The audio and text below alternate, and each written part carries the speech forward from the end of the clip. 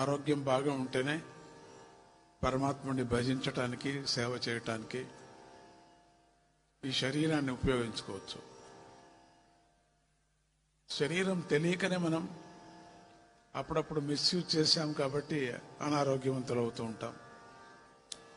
తెలియక చేసేస్తాం, తర్వాత బాధపడుతూ ఉంటాం. ఇంక మీదటైనా మనం పొరపాట్లు, ఈ శరీరానికి అయిన పొరపాట్లు ఆరోగ్య నిమిత్తంగా కొంచెం జాగ్రత్తలు పడితే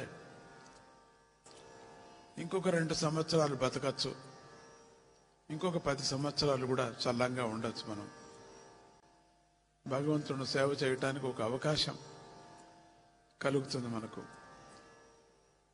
అందుకని శరీరము అన్ని విధాలుగా ఆ ధర్మ మార్గానికి ఉపయోగించి